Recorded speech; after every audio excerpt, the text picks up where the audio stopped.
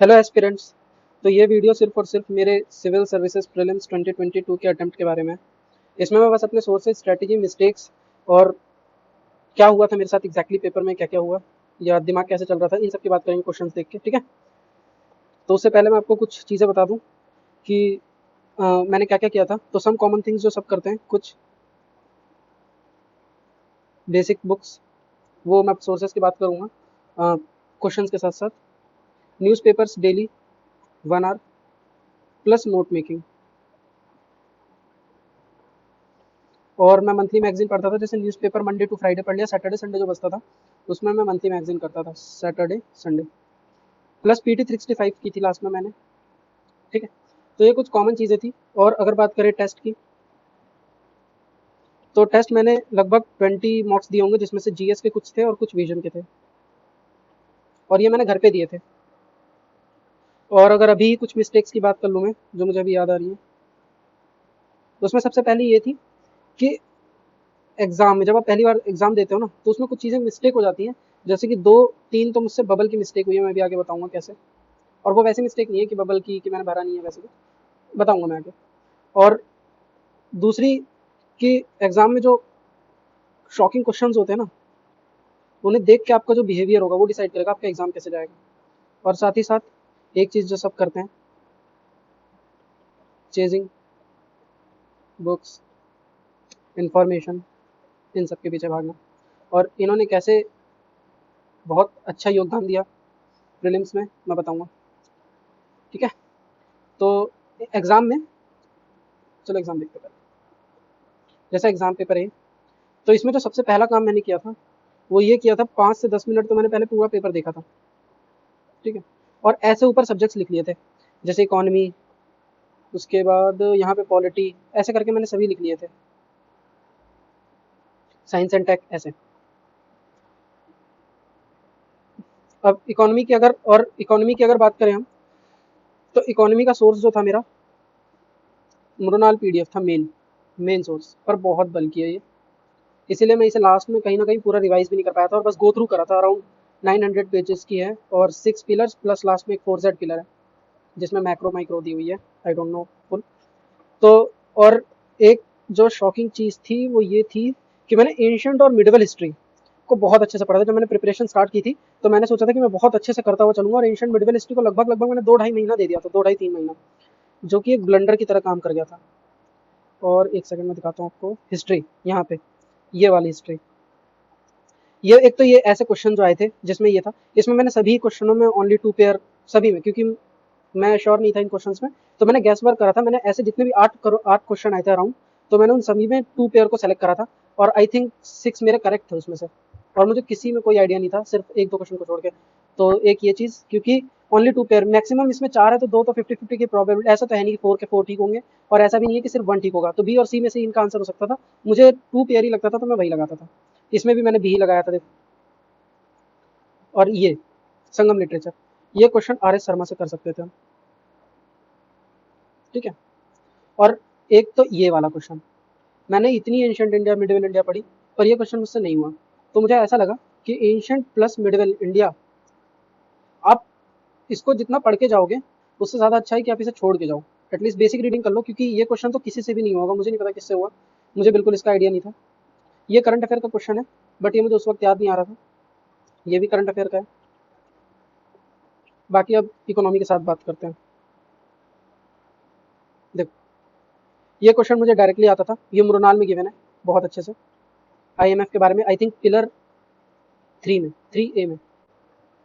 Okay, अब हम दूसरा क्वेश्चन देखते हैं। ये दूसरे क्वेश्चन का पहला स्टेटमेंट मृणाल में गिवन है, मृणाल से। ये इजीली, ये मुझे पता था पक्का सही है। 1 को लेके मैं श्योर था, बट मैं बाकियों को लेके श्योर नहीं था। तो इसमें मैंने 1 को लेके श्योर था, बाकियों को लेके श्योर नहीं था। 3 मुझे लगा कि इंक्रीज नहीं डिक्रीज होगा, पर इसका आंसर बी है, ये मेरा गलत हो गया था। तो तीसरा देखें, तो ये डायरेक्ट मृणाल से है, इसमें ये मेरा सही भी है, इसमें पहला बाय नहीं सेल होगा। फोर्थ, ये क्वेश्चन मेरा गलत हो गया था, इसमें क्या कर दिया था मैंने कि ए और डी 50-50 था, पहले मैंने डी चूज करा था, उसके बाद जब मैं वापस रीचेकिंग कर रहा था तो मैंने ए भी फिल कर दिया था, मतलब वो ऐसे था जैसे A B C D question number 4, तो मैंने पहले ये भी फिल कर रखा था, बाद में ये भी फिल कर दिया, तो ये तो नेगेटिव ही हो जाता है फिर। इसमें मैंने 2 बबल फिल कर दिए थे, ये मेरे से मिस्टेक हो गई थी प्रेशर में आके। उसके बाद अगर पांचों क्वेश्चन की बात करें, चौथा क्वेश्चन नेगेटिव चला गया था। पांचों क्वेश्चन की बात करें डायरेक्ट मृणाल से है, ये मेरा ठीक भी हो गया था। 6 क्वेश्चन की बात करें, मेरा गलत है पर मृणाल में है, ये मृणाल से इनडायरेक्टली हम कर सकते हैं इसे। 7 की बात करें मेरा सही है, ये किसी भी बुक में मिल जाएगा आपको, मृणाल के किसी भी बुक में, रियल सेक्टर बेसिक सेक्टर, पर फिर भी मैं इसमें श्योर नहीं था, पर मुझे ये दोनों लग रहे थे। और पर मैं 4 को लेकर बिल्कुल श्योर था कि 4 तो नहीं होगा, तो 4 को मैंने नेगेटिव कर दिया था और फिर ये था, इसको ये मेरा सही है। 8th अगर हम बात करें तो ये भी मृणाल में है, पर याद करना मुश्किल है, और ऊपर से जब मृणाल 900 पेजेस की हो। ठीक है। 9वें क्वेश्चन की बात करें तो मृणाल में इजीली है, पर मेरा गलत हो गया था, रिवीजन नहीं करा था मैंने। एक्चुअली मैंने रिवीजन क्यों नहीं करा था, क्योंकि लास्ट में मैं पीटी वगैरह पढ़ रहा था और मेरे 6th सेमेस्टर के एग्जाम आ गए थे। तो कोई भी भाई अगर सोच रहा है कि वो अपना पहला अटेम्प्ट फाइनल ईयर में देगा, तो इस चीज़ को एक बार नोटिस करके रखना, क्योंकि पहले मुझे लगता था कि जैसे ऑनलाइन एग्जाम हो जाएंगे, पर वो लास्ट में ऑफलाइन ही हुए, जिसकी वजह से मुझे शिफ्ट करना पड़ा, उसको भी पढ़ना पड़ा थोड़ा सा, इसलिए मैं रिवीजन नहीं कर पाया ढंग से। 10वें क्वेश्चन की बात करें तो ये तो मुझे क्वेश्चन ही नहीं समझ आ रहा था। 11वीं क्वेश्चन की बात करें तो यहाँ से पॉलिटी चालू हो गया। तो मृणाल से हम लगभग 60% क्वेश्चन ईजिली कर सकते हैं। कहने का मतलब ये है, पर मृणाल सर के जो नोट्स हैं वो रिमेंबर करने के लिए बहुत हार्ड है, इतनी आसानी से समझ नहीं आते हैं, बट अगर आप उन्हें मतलब याद कर सकते हो और समझ सकते हो तो अच्छी बात है। और ये 19वां उनमें था डायरेक्टली, ये तो मेरा डायरेक्टली ठीक है, इसमें मैंने ये मस्ट वाला एक वो कर दिया था, तो पहला हट गया था और ये फिर सही हो गया था मेरा 19वां। ये कई कोचिंग की जो आंसर्स की थे उसमें इसके आंसर डिफरेंट डिफरेंट है, पर मैंने जिससे मैच करा उसमें ये था, तो मुझे ये सही लगा। और एक चीज़ और, जैसे गैस वर्क जिसे कहते हैं, ये जो क्वेश्चन है जिसमें ये एनवायरनमेंट का क्वेश्चन है बेसिकली, इसमें मुझे क्या लगा था कि आंथ्रोपोजेनिक सोर्स पूछा था मीथेन का, तो मुझे मीथेन शुगर केन से ज़्यादा रिलेटेड लग रहा था, पहले मैंने शुगर केन चूज करा था, पर जैसे ही मैंने इसका अगला क्वेश्चन पढ़ा, सिस्टम ऑफ राइस इंटेंसिफिकेशन, ये कोई टेक्निक है, कोई सिस्टम है जिसमें वो क्या कर रहे हैं कि सीड रिक्वायरमेंट को कम कर रहे हैं। मतलब क्वेश्चन में बोला था कि सीड रिक्वायरमेंट कम होगी, इससे मीथेन प्रोडक्शन भी कम होगा और इलेक्ट्रिसिटी कंजम्पशन भी कम होगा। तो राइस में मीथेन प्रोडक्शन अगर ज़्यादा होगा तभी तो हम उसे कम करने की बात कर रहे हैं। इसका मतलब कि मीथेन का एक सोर्स क्या होगा, राइस भी होगा। तो यहाँ से चूज करके मैंने फिर इसका आंसर राइस लगाया था और यही इसका सही आंसर है। तो ऐसा करके अगर आप ध्यान से पढ़ते हो ना, तो कई बार पेपर में ही एक दूसरे क्वेश्चन के आंसर आपको मिल जाते हैं। हालांकि मैं इसको इलेक्ट्रिसिटी से कनेक्ट नहीं कर पाया, इसका answer all of the above होगा। मेरा ये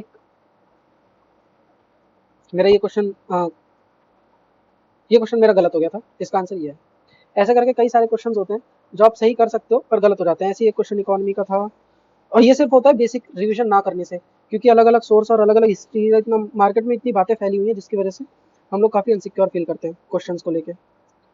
61, ये क्वेश्चन डायरेक्टली नहीं, मतलब इनडायरेक्टली मृणाल से किया जा सकता है, पर ये क्वेश्चन मैं नहीं कर पाया था उस वक्त, और ये वाला क्वेश्चन डायरेक्टली मृणाल से था। इस वाले क्वेश्चन में मैंने गैस वर्क किया था 62 में, और ये मेरा सही भी था। इसमें क्या था कि मतलब पहले मुझे 3 स्टेट लग रहे थे, पर फिर मैंने देखा कि केरला और आंध्र प्रदेश दोनों ही कोस्टल स्टेट हैं, और हिमाचल प्रदेश और त्रिपुरा भी त्रिपुरा जो है वो नॉर्थ ईस्टर्न स्टेट है एक तरीके से। हिमाचल प्रदेश जो ऊपर कोल्ड एरिया आता है, मतलब उत्तराखंड के ऊपर, और ये त्रिपुरा भी नॉर्थ ईस्ट वाला। तो मुझे लगा कि या तो ये दोनों ही हो सकते हैं कोस्टल ही, या तो नॉर्थ ईस्ट। तो टी मुझे नॉर्थ ईस्ट से लग रहा था, और जो केरला वगैरह है वो मैंने कॉफी के लिए थोड़ा ज़्यादा सुना है, तो ओनली 2 पेयर, वैसे भी ओनली 2 स्टेट ये वाला, इसमें मैंने ये लगाया था और यही इसका करेक्ट आंसर भी है। और ये भी डायरेक्टली मृणाल से हम कर सकते थे, ये भी मृणाल से कर सकते थे, ये मैंने किया भी है, ये सही है। ये वाला ये गलत हो गया था मेरा। और अब इकोनॉमिक्स ये वाला, इसमें एक और दिक्कत हो गई थी, AIIB, इसका तो मैं श्योर था कि इंडिया मेंबर है, तो या तो ये हो सकता था या तो ये हो सकता था, तो दोनों में ही 2 है, तो 2 अपने आप सही हो गया। पर मैं SCO को लेकर श्योर नहीं था, क्योंकि बस मतलब ऐसा था कि आ गया था, पर वो निकल नहीं रहा था अंदर से कि है कि नहीं है, मैं श्योर नहीं हो पा रहा था, जिसकी वजह से मैंने इसको रॉन्ग कर दिया, और ये ना करके मैंने ये कर दिया। इसका आंसर ये है। अगर मुझे सिर्फ इतना पता चल जाता था SCO का मेंबर है, तो मेरा ये क्वेश्चन ठीक हो जाता। ऐसे ये क्वेश्चन डायरेक्टली मृणाल से है। ये क्वेश्चन आपको मृणाल में नहीं मिलेगा, पर ये किसी भी बेसिक इकोनॉमी की बुक में मिल जाएगा, जब वो कंपेयर करेंगे इंडिया को, चाइना को और वियतनाम वगैरह को, क्योंकि हम कंपेयर करते हैं ग्रोथ को 1950 से प्रेजेंट तक डेवलपमेंट अप्रोचेज में। और ये वाला डायरेक्ट मृणाल से था, ये मेरा ठीक भी है। तो अगर इकोनॉमी के क्वेश्चन देखे जाएं तो सच में 80% जो है वो मृणाल से डुएबल है, बाकी 20% मुझे लगता है बीकॉम ऑनर्स वाले भी नहीं कर पाएंगे। तो उन 20% के लिए पढ़ने से अच्छा है कि आप मृणाल पे ही ध्यान दें। तो मैं भी इस साल क्या कोशिश करूँगा, लेसन नंबर 1 जो मुझे पहली सीख मिली है, कि मैंने न्यूज़पेपर में बंद कर दिया पढ़ना, सिर्फ एडिटोरियल रीड करता हूँ मैं आंसर राइटिंग के लिए। और मैंने डेली करंट अफेयर देखना भी और पढ़ना भी बंद कर दिया है, क्योंकि डेली करंट अफेयर से ज़्यादा आते हैं कंटेम्प्रेरी इशू।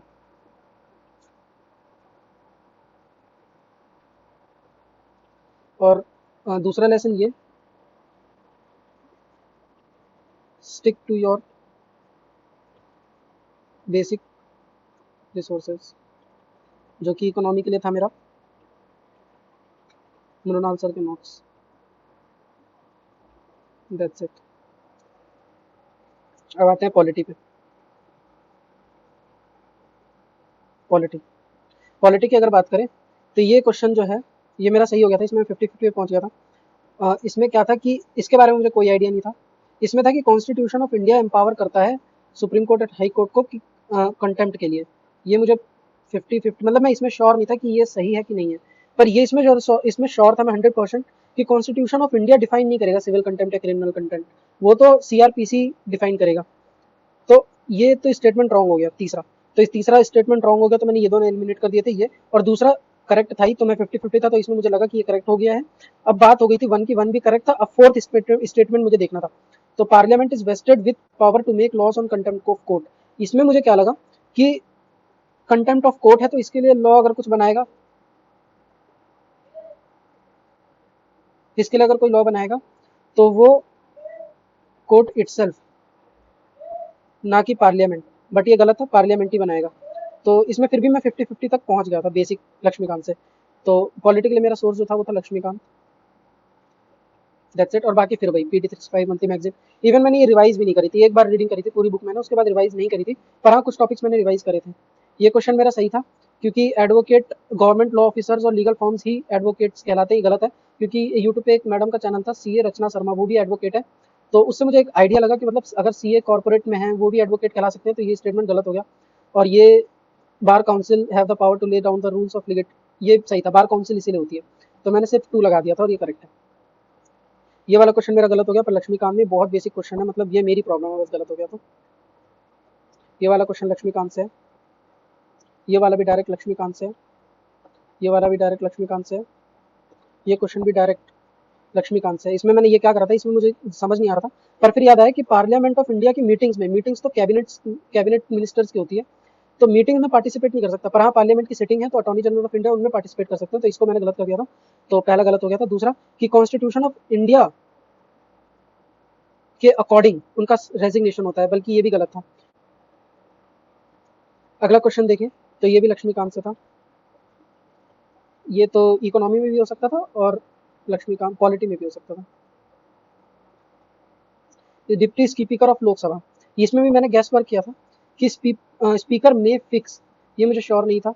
ये मुझे श्योर था कि मैंडेटरी प्रोविजन, तो ये गलती होगी, क्योंकि मैंडेटरी प्रोविजन है ही नहीं डेप्टी स्पीकर का, क्योंकि डेप्टी अभी पिछले साल इशू भी चल रहा था कि डेप्टी स्पीकर इलेक्टेड ही नहीं था हमारे यहाँ। तो दूसरा मुझे पता था कि रॉन्ग है, तो दूसरा रॉन्ग हो गया था। अब बचा था पहला और फर्स्ट, 3 और 4th स्टेटमेंट। तीसरा स्टेटमेंट जब पढ़ा तो मुझे ये ठीक लगा था, पर फोर्थ स्टेटमेंट मैंने गलत कर दिया था, इसको मैंने ध्यान से नहीं पढ़ा था, जिसकी वजह से क्वेश्चन मेरा गलत हो गया। इसका आंसर ये होना चाहिए था।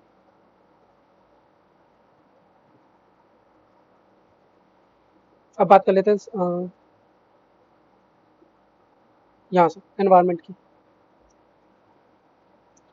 प्लेसेस इन न्यूज़ मुझे बिल्कुल याद नहीं आ रहा था, ये मैंने छोड़ दिया।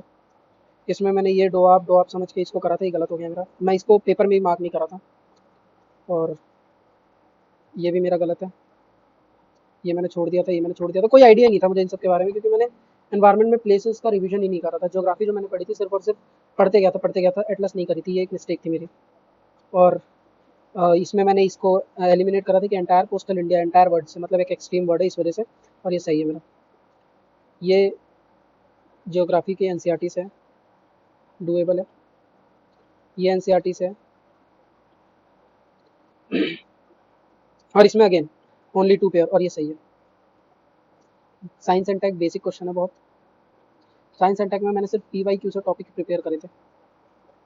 ये भी बेसिक क्वेश्चन है मेरा, ठीक है, ये भी मेरा ठीक था, ये भी मेरा ठीक है, और ये सब बेसिक क्वेश्चन है प्रीवियस ईयर से। एक सेकंड, ये मेरा रॉन्ग है, सॉरी, ये मेरा रॉन्ग है, ये मेरा करेक्ट था, ये मेरा रॉन्ग है, ये मेरा करेक्ट था, ये मेरा रॉन्ग है, ये मेरा करेक्ट है, सॉरी। और ये भी बेसिक क्वेश्चन था,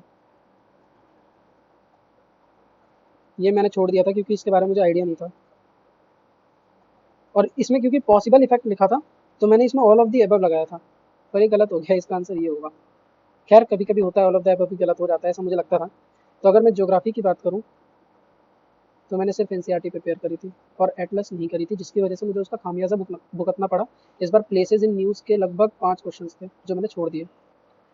एनवायरमेंट की बात करें तो सिर्फ और सिर्फ शंकर आईएएस, ये क्वेश्चन पीटी 365 में था, ये क्वेश्चन शंकर आईएएस में नहीं है।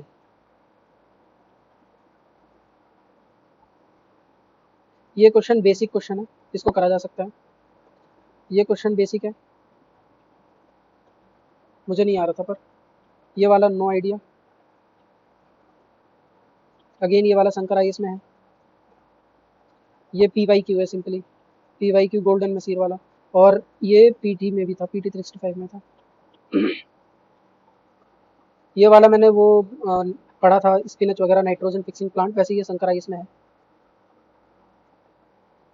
बायोरॉक टेक्नोलॉजी, ये मेरा गलत है, ये बहुत इजी क्वेश्चन था, ये शंकर आईएएस में है। मियावाकी मेथड, ये मुझे कोई आइडिया नहीं था, तो मैं सोच रहा था क्योंकि मेरे कई सारे क्वेश्चंस गलत भी गए थे, तो मैं सोच रहा था, तो मैं ऐसे ही लिख दिया था, no idea sir ji, get an idea 4G, सब थोड़ा मतलब माहौल को हल्का करने के। मॉडर्न हिस्ट्री के लिए मैंने स्पेक्ट्रम पढ़ी थी, अगेन रिवाइज नहीं करी थी। तो ये क्वेश्चन तो मेरा करेक्ट है। ये क्वेश्चन बहुत कमाल का था, फनम, इसका कोई आइडिया नहीं था, पर मुझे इतना पता था क्लोथिंग और वेपन तो नहीं होगा, कॉइन्स और ऑर्नामेंट्स था। तो कॉइन्स के बारे में मैंने सुना हुआ था, लेकिन मुझे लग रहा था कॉइन्स नहीं होगा, सुना हुआ था तो मुझे लगा कि होता तो याद आता, तो मुझे ऑर्नामेंट्स पे लगाया था, पर इसका आंसर कॉइन्स हो गया था। तो ऐसे भी कई बार किस्मत खराब हो तो गलत हो जाते हैं। अगेन गदर पार्टी, इतना ईजी क्वेश्चन स्पेक्ट्रम में साफ दे रखा है, फिर भी क्योंकि रिविजन नहीं करा था तो मुझे याद नहीं आ रहा था, ये गलत हो गया था मेरा।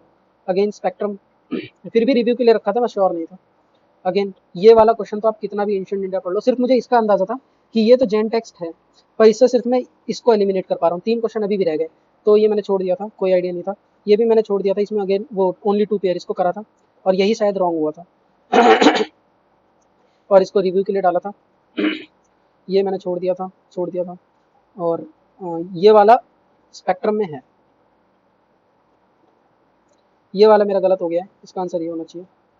अगेन मृणाल और 71 एनवायरमेंट। अगेन एनवायरमेंट का ये क्वेश्चन बहुत ख़राब लगा था, कुछ आइडिया नहीं आ रहा था, पर फिर भी शायद ये मेरा क्वेश्चन गलत सही है, और इसका भी मुझे कोई आइडिया नहीं था, पर क्योंकि मेरे क्वेश्चन काफ़ी गलत हो चुके थे तो मैंने गैस वर्क किया था, ये मेरा गैस वर्क था।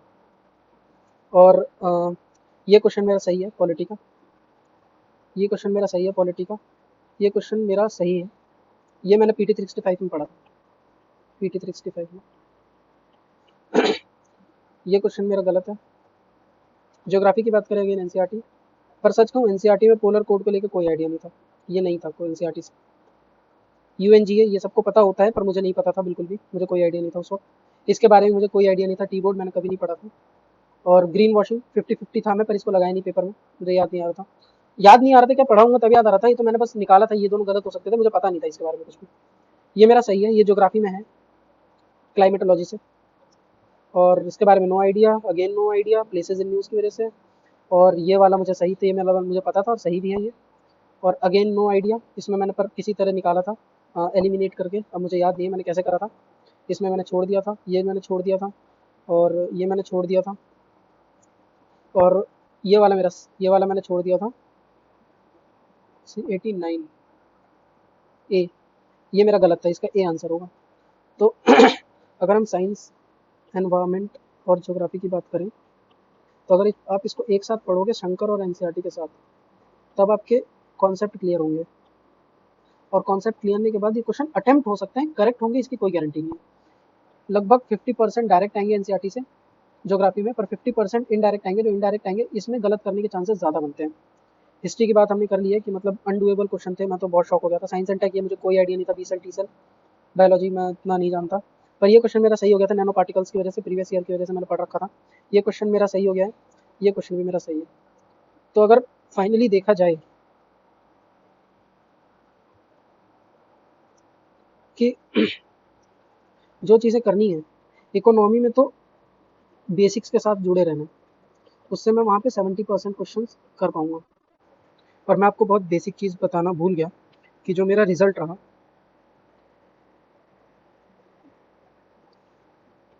मेरा रिजल्ट रहा कई कोचिंग के हिसाब से 79 आ रहा है, कई कोचिंग के हिसाब से 81 आ रहा है, कई कोचिंग के हिसाब से 75 आ रहा है।